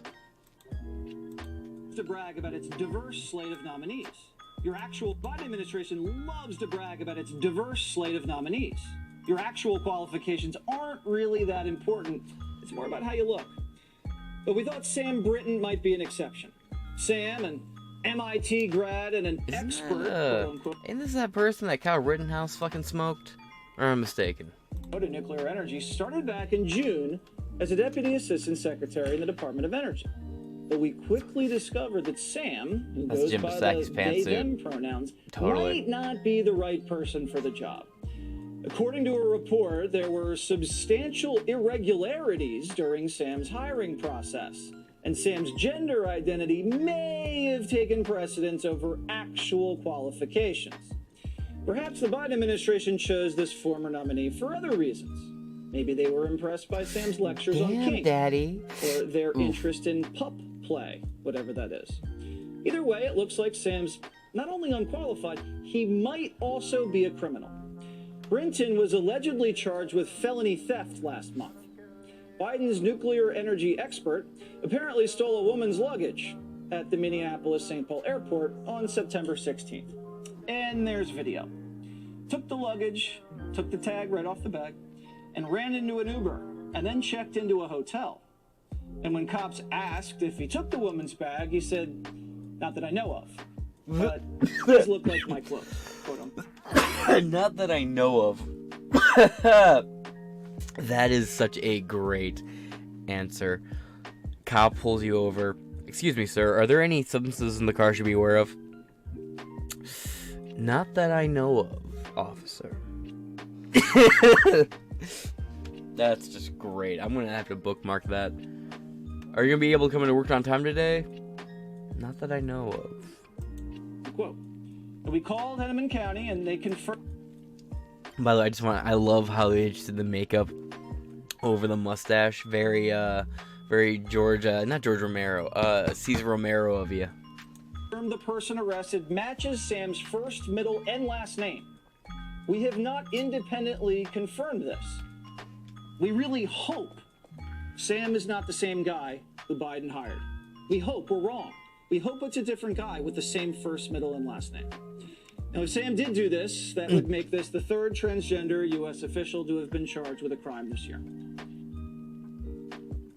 Hey, shout out to Richard Levine who got the whole ball rolling. Now let's get on to the story by Thomas Cantanassi. Close enough. Sounds Southern Italian anyway. Sam Brinton, a senior energy department at the DOA official, was charged with stealing a traveler's luggage in a Minneapolis airport in September, shortly before quietly taking a leave of absence. Brinton, who served as the DOA's Deputy Assistant Secretary for Spent Fuel and Waste Disposition, allegedly took a Vera Bradley suitcase worth $2,325 from the luggage carousel, they call them carousels, at the Minneapolis St. Paul Airport MSP on September 16th, according to a criminal complaint filed on October 26 in Minnesota State Court and obtained on October 26 in Minnesota State Court and obtained by Fox News Digital. Brinton had traveled from Washington, D.C. to MSP that day. After the suitcase owner alerted police, officers reviewed video surveillance of the carousel and identified Brinton taking the luggage before removing its tag identifying the owner. Oof. The court filing stated law enforcement observed Brinton using the luggage during at least 2 other trips in Washington, D.C. on September 18th and October 9th. That is so creepy. This fucking creep right here stole some rando's luggage and just started wearing their clothes. How much do you want to bet he knows the exact fabric softener that this woman used to clean her underwear, because he sniffed every pair to make sure that they were clean, and he was very disappointed to find out that every single pair had been cleaned. This is a real creepy fuck. Then on October 9th, Brinton denied stealing anything when police officers called to discuss the incident. Brinton confirmed still possessing the suitcase. Oh, man. Oh, the Trevor Project. A bunch of fucking groomers. Quote, "If I had taken the wrong bag, I am happy to return it. But I don't have any clothes for another individual," Brinton told the officers. "That was my clothes when I opened the bag." Ugh. 2 hours after the phone call, Brinton called the officer back and apologized for not being completely honest. But Brinton said it was a mistake and blamed being tired for taking the wrong bag at the carousel. Oh, dude, I have taken so many Southwest Airlines, and I've been exhausted waiting for my luggage, and I have never once made that mistake. Now, then again, I have kind of distinct luggage, but, you know, I just don't buy it. I just don't. I'm sorry. Quote, "Defendants said when they opened the bag at the hotel, they realized it was not theirs." The court filing stated, it doesn't really address the being photographed wearing the clothes at 2 different dates. The court filing stated, quote, "Defendant got nervous. People would think they stole the bag and did not know what to do." Well, if you don't want people to think you stole the bag, you should probably just return it immediately. It seems pretty obvious. Defendants stated they left the clothes from the bag inside the drawers in the hotel room. What? That's one way to dispose of the fucking evidence, I guess, because the hotel is just gonna throw all that shit away. That's what happened to all those clothes then. All that shit just got thrown away. What a bitch. What a bald, female cock-having bitch. I hope your lady balls hang in shame, madam. Brinton was ultimately charged with felony theft of a movable property without consent a charge that could result in a 5-year sentence, $10,000 fine, or both. Minnesota-based outlet Alpha News first reported the charge against Brinton on Monday. Brinton was placed on leave about a month ago, and another official was named as a replacement in the interim earlier this month, according to the Exchange Monitor, which tracks government hires. The DOA officially didn't explain why Brinton took leave at the time. Mind you, we don't know for sure if this is the same person, the same Brinton who works for the DOA. It's just this person happened to be on the exact same flight, happens to have the same first, middle, and last name, happened to look identical, you know, a bald man and drag with lipstick. But since nothing's been publicly confirmed by the White House and the government, I guess, we're not supposed to be saying that there is, without any shadow of a doubt, this is absolutely the right fucking person. Like, I mean, allegedly, but this is absolutely, you know, like, you're not retarded. You're smart. I mean, you guys call me out my bullshit in the comments all the time, so I know you're smart. You like, come on. Right? Come on. Right? Yeah, come on. Oh, man. Quote, Sam Brinton is on leave from the DOA, and Dr. Kim Petrie is performing the duties of Deputy Assistant Secretary of Spent Fuel and Waste Disposition, a DOA spokesperson told Fox News Digital in a statement. In June, Brinton made headlines after assuming the position in the DOA's Office of Nuclear Energy as one of the government's first ever non-binary officials. Quote, there's been a lot of people who are quite upset that don't think that I am quite as qualified as others, Brinton told E&E News in October. I respond with multiple graduate degrees from MIT, a decade of working in nuclear power, and a strongest enthusiasm for working in nuclear waste out of anybody. Brinton's lawyer didn't immediately respond to requests for comment. And that is the end of this article, and this will be going up on the new YouTube channel. Article, non-binary nuclear official charged with stealing woman's luggage at airport. Brinton faces up to 5 years in prison and a $10,000 fine for allegedly taking another person's luggage, by Thomas Catanasi. Now, that's pretty fucking funny, I'm not gonna lie. That's kind of all. Just a little update, you know, another Biden hire arrested and charged. Homie, dude was literally wearing, first off, this person's into puppy play. So, like, fucking dudes dressed as dogs are being fucked while dressed as a dog. That also doubles as being a furry, by the way. So that's 2 offenses. I bet your ancestors are just fucking proud of you.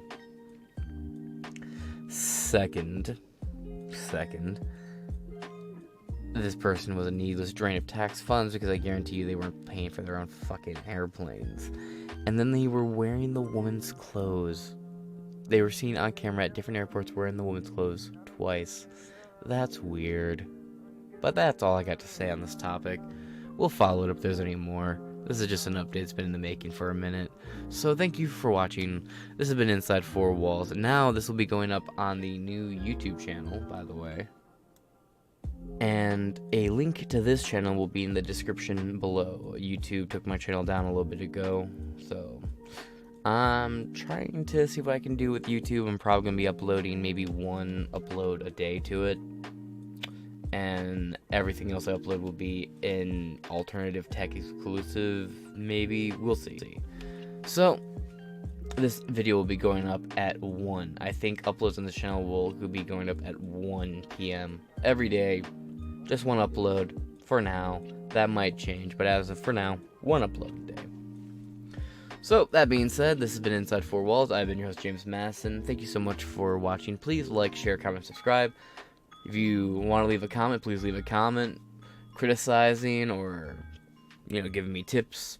Whatever you want to do, really. I don't really care. I'll read the comments and interact all the same, positive or negative. Y'all have a good one. Toodles.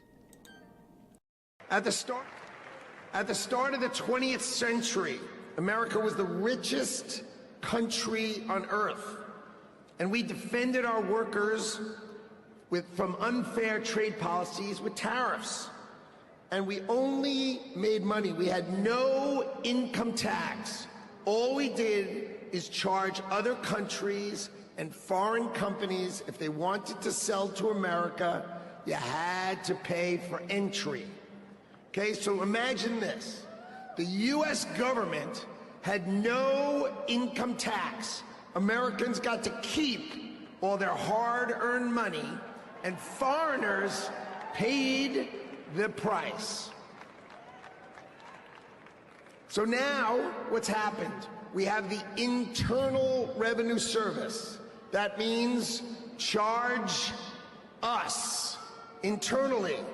Now imagine politicians who can't even balance their own checkbook, taking our money, and what do they do every year? Let's just take more, let's just take more, let's just take more. So this is how Donald Trump is going to end it and fix it. Last week, he announced that we're going to return America to greatness by creating, and today is its birthday, the External Revenue Service. So if you're always wondering, is some bureaucrat going to cut your benefits? Not under Donald Trump. Not under Donald Trump. It means foreign companies are going to pay if they want to come and sell products to the wealthiest country on earth. And if they want to compete with American workers, then let's just not tax our American. What we have learned is that the IRS, in fact, has been using AI to access bank accounts of American citizens without any kind of a search warrant or even without any specific claim that they have committed a crime. So this was something that was discovered by an undercover journalist, and what they found is that the IRS has claimed that they have access to every single person's bank account. This person also indicated that they've been working with the Department of Justice and that they have absolutely no problem whatsoever going after the little guy to make sure that they are paying their taxes. This is such a blatant violation of the Fourth Amendment that Jim Jordan and I sent a letter to the IRS demanding that they provide additional information about what they are doing with AI and what they are doing to protect the civil rights of American citizens. Tariffs are going to drive America better. Remember, we pay taxes into the Internal Revenue Service. Wouldn't it be amazing to stop paying taxes to the Internal Revenue Service and have the External Revenue Service of Make America Great Again replace our taxes? That's the goal of Donald Trump, and I think he's going to hit there. He's going to do everything he can to make that happen. Lower our taxes. No tax on tips, no tax on overtime, no tax on seniors. Come on. This is an amazing country, and we are winning. Are y'all seeing it yet? Are y'all seeing it yet? This is what I voted for right here. I don't know about y'all, but anyone that makes 150 grand or less, Trump says, I guess the whole administration's pushing for no taxes. No taxes. But on a bigger scale, guys, are you kind of seeing that you don't really have to pay taxes? Like, it's not constitutional. It's voluntary. He's trying to tell you, like, okay, it's almost like, hey, team, how do we wake them up? Like, we said no income tax, we said no all this other stuff, and it's like people just still don't get it. So how about we just say now, anyone that makes less than 150 grand a year, middle class, no taxes. I love it. I love it. It's like by April 15th, I promise you, like, this will be, mark my words, taxes will be a thing of the past. Oh yeah. Oh yeah. Got to get rid of them. Back to the Republic. Love y'all. But one of the things that is positive is that for 4 years we've watched the most incompetent people and the most incompetent and corrupt president we've ever had destroy our country, and we'll be able to do things that we maybe never would have been able to do had we just done it the traditional way. will be able to do, because they see the crime, they see all of the things, they see people walking into stores, thugs walking into stores, hundreds of young people walking into it. In this country right now, people are taxed into poverty for a reason, and the reason is so that they can steal it, and in the same breath, they can create a situation where people are so busy trying to survive that they can't even understand how their money's being stolen. The fact that we pay this money in tax, it's absurd. Any other people in the history of our country would have revolted already. But see, we were born into it. We were born into this. We've been told and lied to and propagated. A good American pays their tax. You should be proud to pay your tax. You're doing your duty. You're a patriot for wanting to pay your tax. Shut the fuck up, dude. You're fucking stealing our money. And then you're taking the money that you stole to create that narrative to us. This is bullshit, dude. And it needs to stop now. And if Donald Trump and these dudes don't hold these people accountable, they're just as bad. That's the truth. Mario, I received a letter from the IRS. Have you ever been paying your taxes? I believe so. Mario, this is a series. You need to be paying your taxes. Why? Why should I be paying my taxes?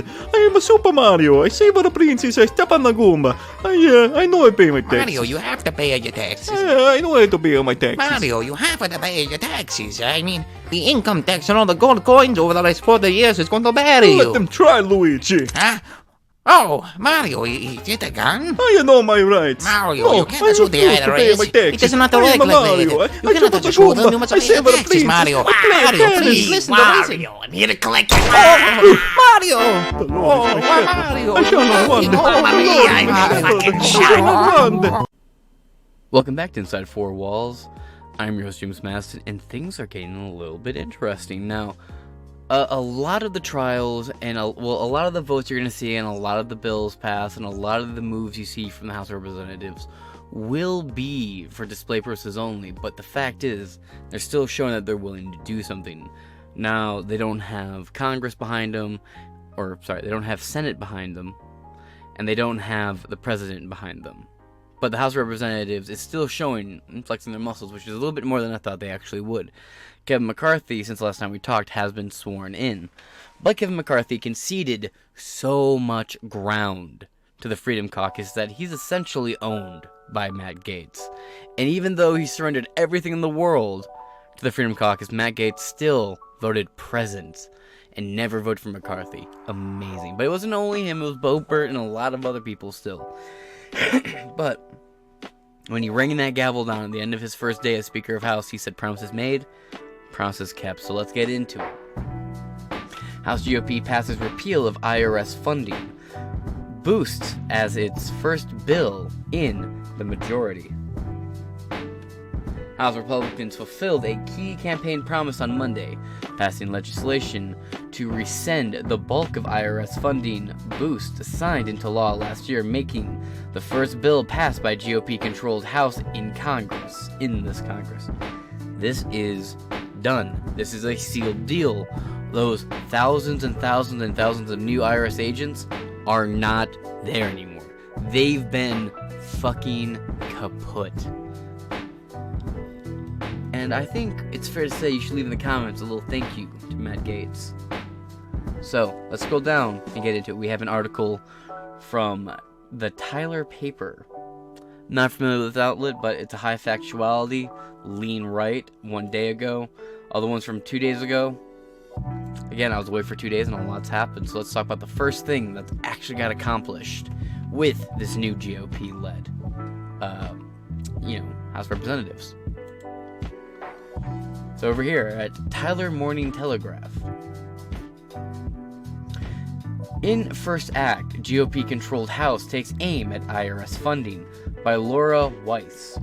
GQ roll call. Let me zoom in a little bit so I can start reading this because I'm blind as shit. Hold on. Published January 10th, 2023. Updated 22 hours ago. Okay, so this was updated relatively recently. So, okay, let's move on. Washington. The new Republican-controlled House passed a bill to claw back $71.5 billion in funding for the IRS that was part of the Democrats' climate, tax, and healthcare reconciliation law passed last year. The party line 221 to 210 vote was the first legislative act of the new Congress, showing Republicans' interest in providing their opposition to Democrats. In proving their opposition to Democrats' effort to boost the tax code enforcement and crack down on tax avoidance. Now, this is going to make the Democrats defend the IRS, and that's going to be just fucking serendipity. So when you're talking to your little Democrat buddies and friends, you know, hypothetical straw man talking to your straw man friends, you can ask them, why are you defending the IRS? And they'll say, well, I'm not. Well, every Democrat you're talking about right now voted for the IRS. Who knows? I bet AOC would go against this. AOC would probably vote alongside the GOP on this one. She was the only Democrat to vote against the omnibus spending bill. So AOC apparently will go rogue if it apparently enriches the state occasionally, apparently. Talk about a random wild card. Republicans' bill doesn't appear to have a path to becoming law, with Democrats still in control of the Senate and White House and supportive of the IRS. Senate Finance Chair Ron Wyden, a Democrat from Oregon, said in a statement Monday that the bill would aid, quote, wealthy tax cheats, and Senate Democrats, quote, will not entertain it. Yeah, but your entire party was funded by George Soros, and up until very recently, FTX and Sam Bankman-Fried. So you want to talk about tax dodging millionaires and billionaires? Maybe not. I mean, it seems like it's more of a political protection. Who's in power protects who's with them. So you have a Republican Party in power. The Republicans are going to protect other Republicans. You have a Democratic Party. Democrats are going to protect other Democrats. It's sort of just the lay of the land. But with deadlines coming later this year to address the debt limit and fund the government for the fiscal year of 2024, the issue could arise as GOP demands in negotiations. Yeah, who would have thought winning they won the House of Representatives by the thinnest of margins. Who would have thought that would have been such a good thing, because McCarthy could not win unless he had this little clutch group of people vote for him. And if it was a big red wave, Kevin McCarthy would have been sworn in that quick with no negotiations given. Wild. Republican Rep Dan Bishop of North Carolina acknowledged that reality during an appearance on the Glenn Beck program, saying the bill is unlikely to clear the Senate, quote, unless you use Holm Rule to put something in a bigger appropriations bill. Bishop was referring to a provision in what the new rules package allowing amendments to spending bills, as Republicans could use to fire or cut pay to specific employees. Ooh, it's a nice little bit of leverage to have. Democrats' budget reconciliation law included almost $80 billion in mandatory funding for the IRS over the next decade. Democrats argued it would help force wealthy taxpayers to pay, we'll get into this, to pay what they owe. And it was part of a package to offset funding, to offset that funded clean energy and health care investment. Republicans' bill to rescind much of that funding would cost the federal government $114 billion over the next decade, according to the Congressional Budget Office. You want to keep saying that they're going after... Well, the IRS is only going after the wealthy. They're only going after the billionaires who want to pay taxes. Interesting. We covered it when this article first came out, so we won't read through the whole thing. It will be in the description below. However, ex-IRS whistleblower says middle class targeted under inflationary bill. We have a brief video here. We'll check this video out. I'm sure they'll do a pretty good job summing up for, what Fox News... Just for the record, Fox News and CNN are owned by, the same people, right? But moving on. IRS lawyer and whistleblower Bill Hank joins us now. Bill, we've been really looking forward to this interview for a while now. This weekend, I spoke with a lot of people, and there was definitely some gallows humor with regard to this. These aren't one percenters. They're just worried that the IRS is going to go after them and their normal lives. How bad will this get for the middle class? I think the best way to put it is the IRS will go after people with enough money to be targets, but not enough money to hire a Washington lobbyist.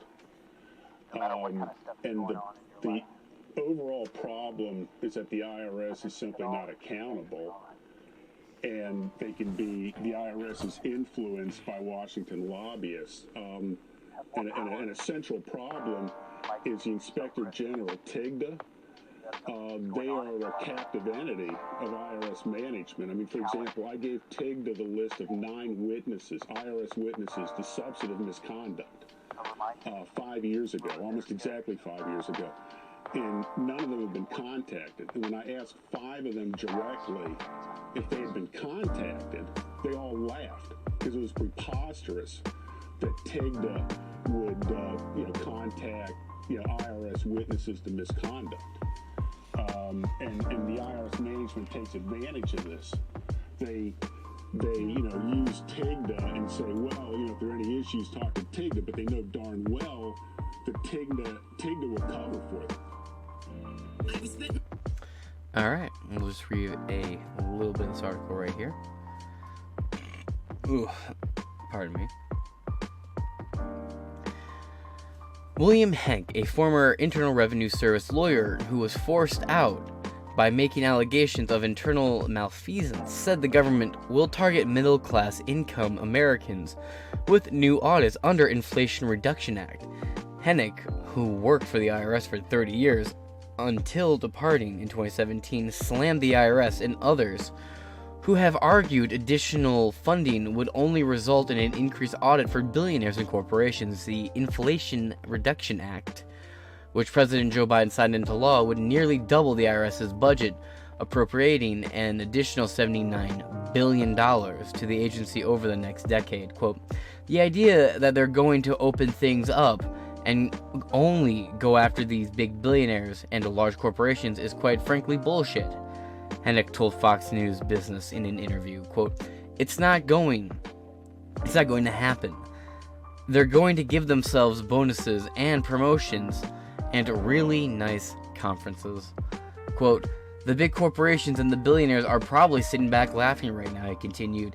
Hennick added that he thought it was, quote, insane to double the agency's budget. He said the IRS will target businesses who don't have enough money to hire Washington lobbyists. I'm just against defunding the government, regardless of the branch or division of government. But let's get back into the article here.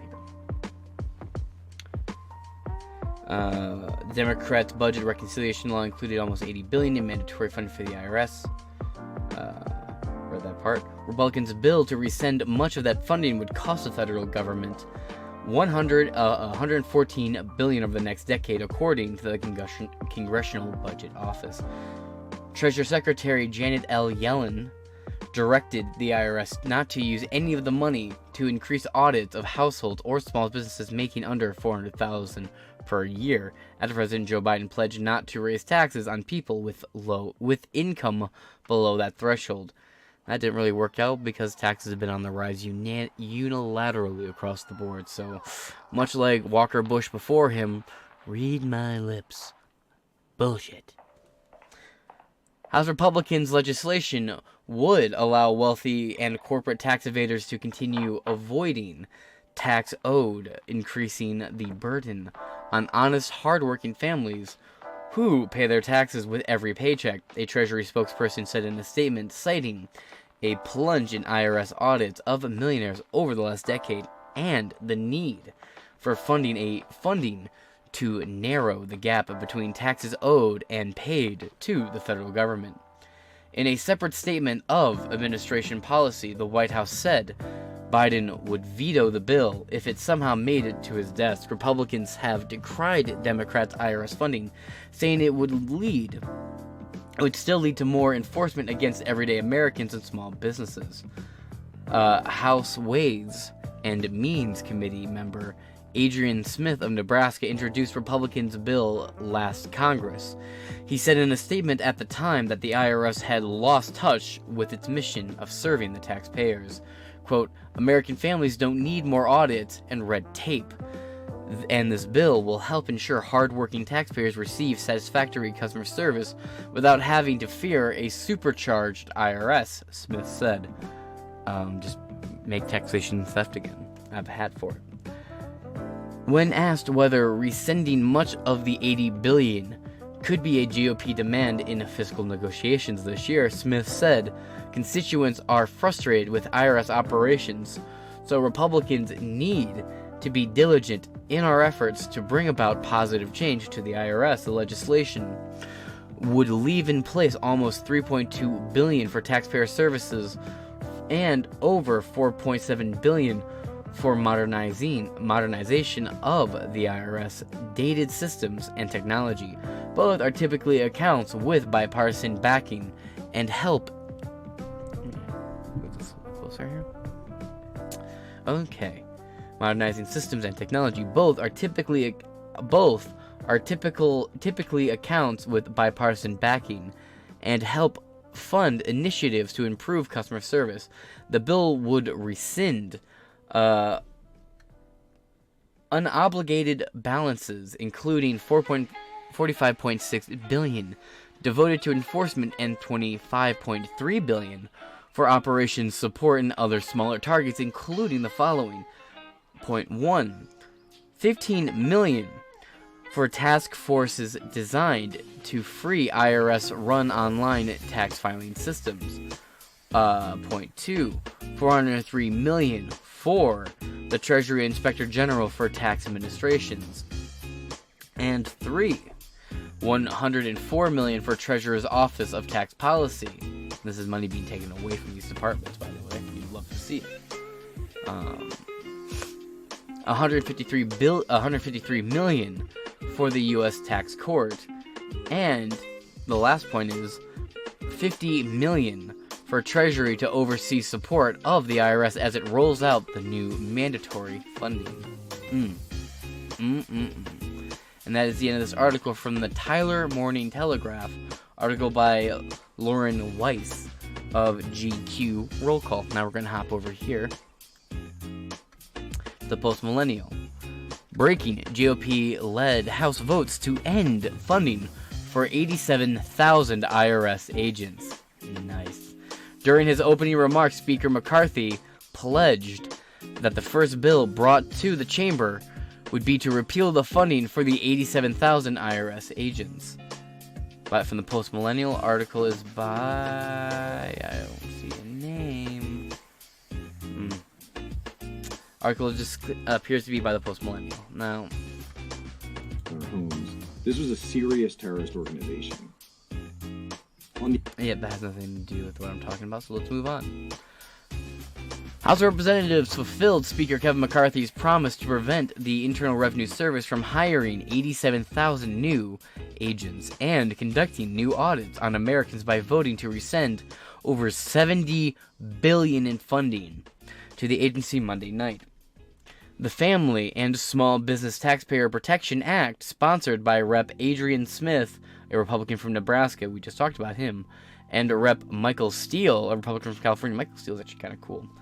Passed by a vote of 221 to 210 and rescinds funding that could have been used to double the agency's current size as well as conduct new audits on Americans. The bill rollbacks billions of dollars in funding for the IRS that was approved in the last year's Inflation Reduction Act. However, the legislation does leave in place funding for customer service and improvements to IT services. Is this related to what we're talking about? Okay, that's full to our program. I'm just going to move on. From Steve Scalise, breaking. House just voted to repeal funding for Biden's 87,000 new IRS agents. Every Democrat voted no. Tells you all you need to know. It really fucking does. The Inflation Reduction Act designated $80 billion to the agency over 10 years. Over half of the funds were intended to crack down on tax evasion, and tax funds would have gone towards filing 87,000 positions, filling 87,000 positions at the IRS. Breaking House Republicans just passed a bill to repeal Joe Biden's 87,000 new IRS agents. The IRS audits the poor 5 times the rate of the rich. Absolutely true. On Monday, the Congressional Budget Office scored the bill and said the legislation would increase the debt by $114 billion over a decade. Smith's office said to Fox News regarding the score, quote, "Congressional Democrats and the Biden administration have made it clear that up to 90% of the new audit will target middle-class families and small businesses. This score again demonstrates the extent to which they are plundering the working-class Americans in order to hand billions of dollars out to profitable businesses, buy electric trucks for their fleet, fuel for their airlines, and install large-scale wind and solar across American landscapes," because that's really working out for Texas. Kevin McCarthy, right here from the Post Millennial, to tweet, "I know the night is late, but when we come back, our very first bill will be to will repeal the funding for the 87,000 new IRS agents." Let's watch right here. I know the night is late, but when we come back, our very first bill will repeal the funding for 87,000 new IRS. Promises made, promises kept, boy.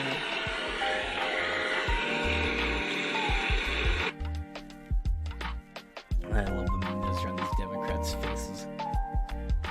The vote comes after McCarthy, a Republican from California, secured the House speakership Friday night after 15 rounds of voting. Lol, making him a historic-setting loser. During his opening remarks as Speaker, McCarthy pledged that the first bill brought to the chamber would be to repeal the funding for the 87,000 new IRS agents. And we have a tweet here from Kevin McCarthy himself. House Republicans just voted unanimously to repeal the Democrats' army of 87,000 IRS agents. This was our first act in the new Congress because government should work for you, not against you. Promises made, promises kept. You know, for a guy who doesn't like Trump, you sure seem to be quoting him right now. Now, let's hop over here to KTLA5. House GOP members aim to abolish the IRS and eliminate the federal tax income. Ooh, buddy, how? 87,000. It's a local affiliate, I'm not exactly sure. With Kevin McCarthy making history and becoming the Speaker of the House after 15 drama-fueled voting sessions, he stated his first act as Speaker is to eliminate the additional funding passed with the Inflation Act to hire an additional 87,000 IRS agents who critics argue will go after small businesses and everyday people who fail to properly report their income. So people aren't really behind that.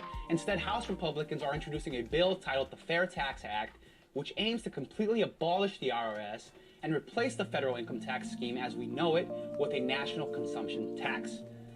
The bill is extremely unlikely to pass through Congress. However, a boy can dream. A national consumption tax is essentially when you go buy stuff. And so instead of spending 10% tax like we experience here in California when you buy that new Mac or that iPad or those Beats Pro, whatever the heck, that tax will likely be a little higher, but you won't have a federal income tax. So it's something. Let's move on. After Kevin McCarthy's historic and contentious election as Speaker of the House, he announced that his first order of business is to reverse funding allocated for President Joe Biden's inflation relief bill that introduced the hiring of 87,000 new IRS agents. The bill, whoa, ooh, sorry.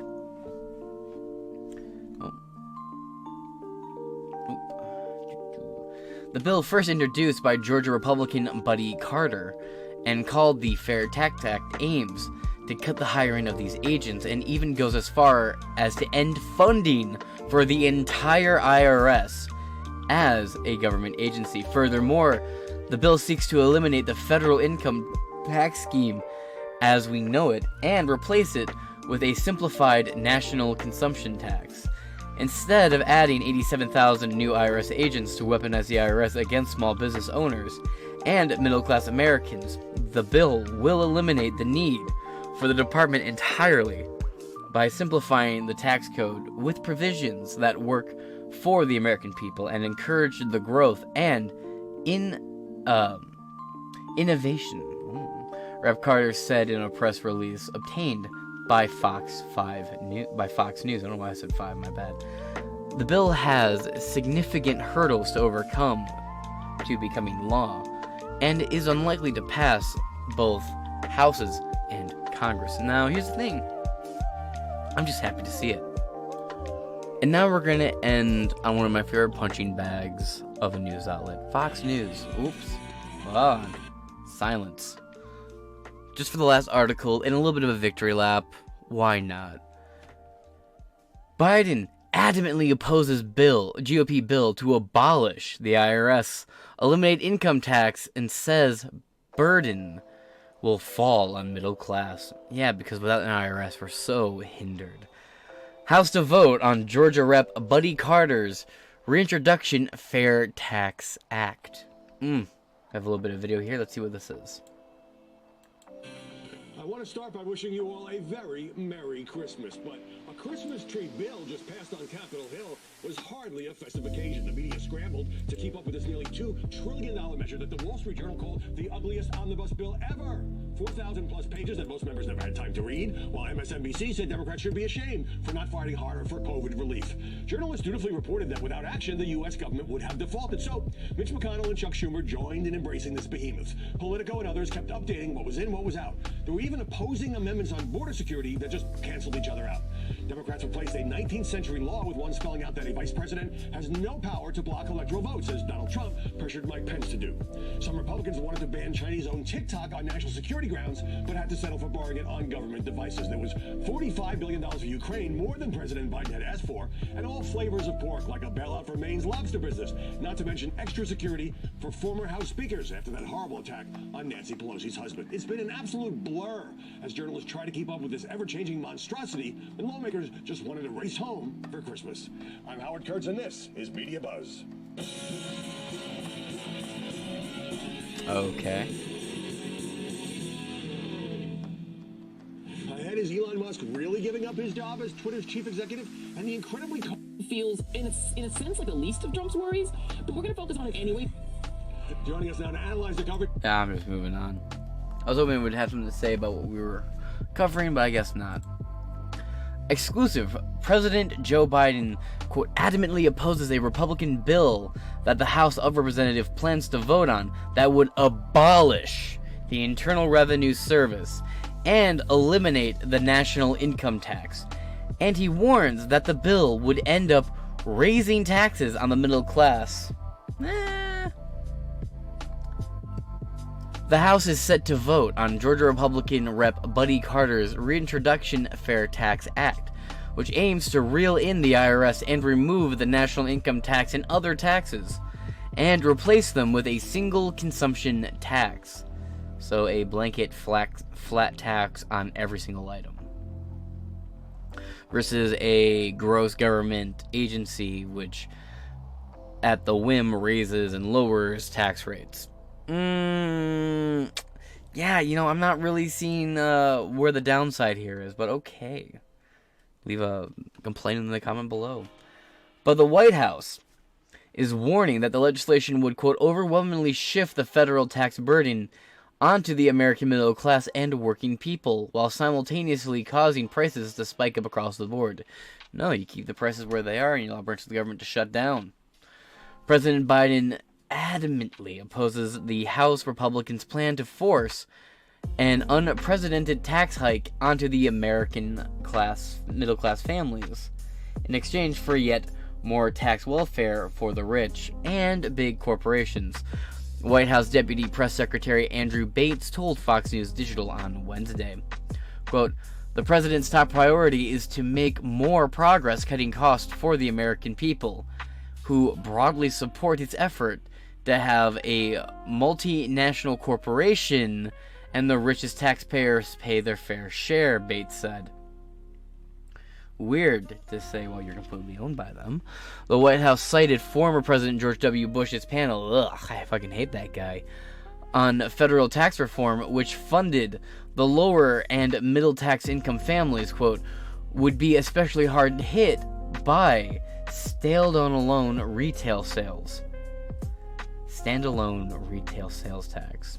The White House said that the, quote, theme of tax handouts to the wealthy on the backs of the middle class is fast becoming a theme for the new Congress. A theme that the White House said voters rejected in the midterm elections. Quote, "We need to fight inflation together and stand up for working families, not worsen inflation and then raise taxes on everyone but the top as a result of backroom deals," Bates told Fox News. The plan for a vote on Carter's bill as part of a deal between House Speaker Kevin McCarthy, a Republican from California, and members of the House Freedom Caucus, as he sought to gain their support in his bid for the gavel. Quote, "Instead of adding 87,000 new IRS agents to weaponize the IRS against small business owners and the middle-class Americans, this bill will eliminate the need for the department entirely by simplifying the tax code with provisions that work for the American people and encourage growth and innovation," Carter told Fox News Digital. Quote, "Armed, unelected bureaucrats should not have more power over your paycheck than you do," based. Specifically, the bill gets rid of the national personal and corporate income tax and abolishes the IRS. Ooh, baby. You know, the IRS started off like the Secret Service was originally the first IRS agents. They were like, I don't know, it's complicated history. One was meant to be like the bodyguard, and the other one was meant to be like the tax man, and the tax man ended up becoming the bodyguard. The history of the Secret Service is a little bit more convoluted. I shouldn't even try to bring it up, it's too complicated. But let's move on. Which is slated to hire thousands of new staff over the next decade unless congressional Republicans can stop it, and implements a national sales tax. The bill also gets rid of the death, gift, and payroll taxes, and it would replace the current tax code with a national consumption tax. 11 members have sponsored the bill, including Rep.